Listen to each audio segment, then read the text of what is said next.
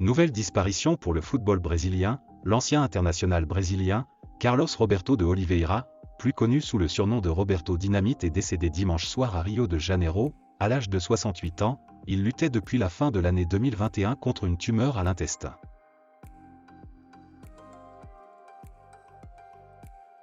Le monde du football est en deuil après le décès de Modeste Mbami. L'ancien milieu de terrain s'est éteint à son domicile, au Havre, après avoir succombé à une crise cardiaque. Modeste Mbami avait fréquenté quelques-unes des plus grandes écuries de l'élite. Le Camerounais avait porté le maillot du Paris Saint-Germain, et il était également passé à l'Olympique de Marseille.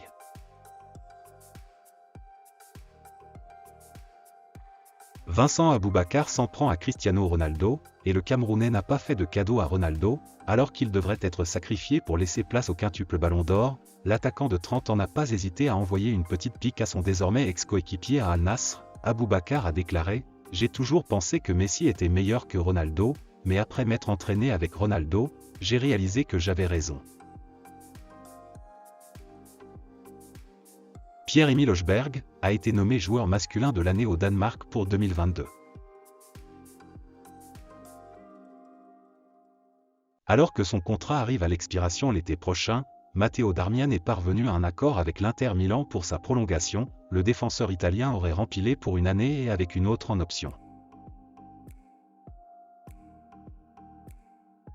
Le Real Madrid devrait rapidement s'attacher les services du milieu de terrain Jude Bellingham, une arrivée contre une énorme somme d'argent, et le Real pourrait même inclure une clause libératoire dans le deal. Selon la Cadena Ser, un accord serait proche autour d'une indemnité de transfert à hauteur de 100 millions d'euros. Jude Bellingham toucherait lui un salaire de 12 millions d'euros annuels, mais ce n'est pas tout. Afin de sécuriser la jeune pépite britannique, le Real Madrid serait proche de fixer un montant absolument énormissime pour sa future clause libératoire. Cette dernière serait même fixée à près d'1 milliard d'euros. Noël Le Graët était de passage sur RMC dimanche soir, et le président de la Fédération française de football s'est totalement lâché au moment d'évoquer la situation de Zinedine Zidane. En évoquant les sujets qui font parler, il a livré son sentiment sur l'intérêt du Brésil pour l'ancien numéro 10 des Bleus. Il a déclaré « Je n'en ai rien à secouer, il peut aller où il veut, dans un club, sélection, j'y crois à peine en ce qui le concerne. » Il s'est même permis un dernier tacle à destination du champion du monde 1998. Il a déclaré « Si Zidane a tenté de me joindre. Certainement pas, je ne l'aurais même pas pris au téléphone, pour lui dire de chercher un autre club, faites-lui une émission spéciale pour qu'il trouve un club ou une sélection. »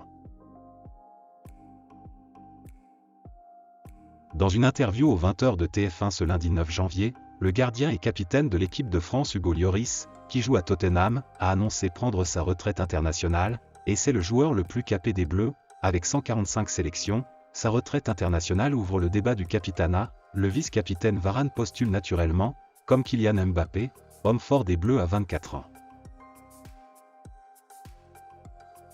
Donc voilà, c'est la fin de cette vidéo. N'hésitez pas à me dire ce que vous en pensez dans les commentaires, et surtout n'oubliez pas de vous abonner et de mettre un petit pouce bleu si la vidéo vous a plu, et on se dit à la prochaine pour une nouvelle vidéo.